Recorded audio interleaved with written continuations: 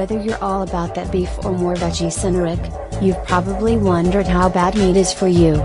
While red meat consumption is actually on the decline from its peak in the 1970s, the average adult still eats 71.2 pounds of red meat per year. So where does that leave us? Should we forego red meat completely, or can it be a part of a healthy, well-balanced diet? One note to remember, we're talking about red meat from a purely health, not moral or environmental, standpoint. Like all foods, the decision whether to eat red meat is an individual choice and depends on many other factors. Foods such as red meat can affect people in different ways, working really well for some and not so great for others. With that being said, science has weighed in on both the good and not so good effects of red meat in your diet. Beef provides a number of key nutrients to the diet. First, it provides plenty of protein, a macronutrient that helps to build muscle, keep you full, and regulate metabolism. Red meat is also a good source of many other nutrients, including B vitamins, iron, and zinc. Vitamin B12 is required for the proper functioning of just about every system in your body, while energy-boosting iron provides oxygen to the blood and aids in metabolism. Plus, women, especially of childbearing age, are more prone to iron deficiency. Red meat is also a good source of zinc, which is associated with a strong immune system and helps fight off sickness.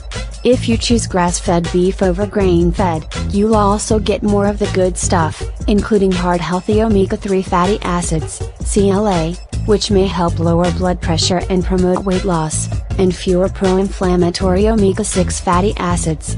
It'll also contain less overall fat than factory-farmed, grain-fed beef.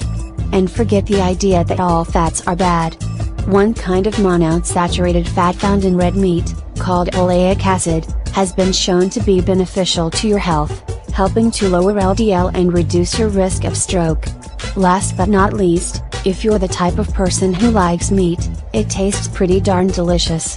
The downsides of eating red meat is the connection with heart disease that probably comes to mind first. Consuming red meat has been linked to a higher risk of cancer, especially colorectal cancer in men, by a number of studies.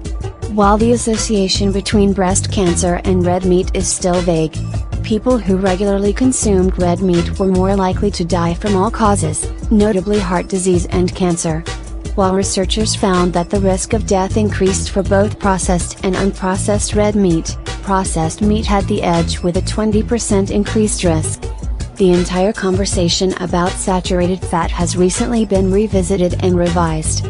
No longer is fat itself health's mortal enemy, as it was in the past. Yes, red meat contains saturated fat, which isn't exactly brimming with pro-health benefits. But after saturated fats were demonized for nearly half a century, meta-analysis shows that there was not enough evidence to conclude that saturated fat was associated with heart disease or cardiovascular disease. The bottom line on beef, the harmful health consequences aren't so much about the meat itself, but rather what is being done to the meat.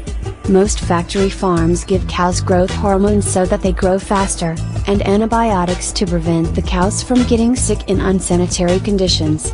If you choose to include meat in your diet, choose grass-fed red meat. If it doesn't say grass-fed, you can assume it was fed grains. In the end, what you eat is totally up to you. Our health is affected by so many other lifestyle, behavioral, and genetic factors in addition to diet. When it comes to red meat, less is undoubtedly better, but some is fine. Looking for a more exact recommendation?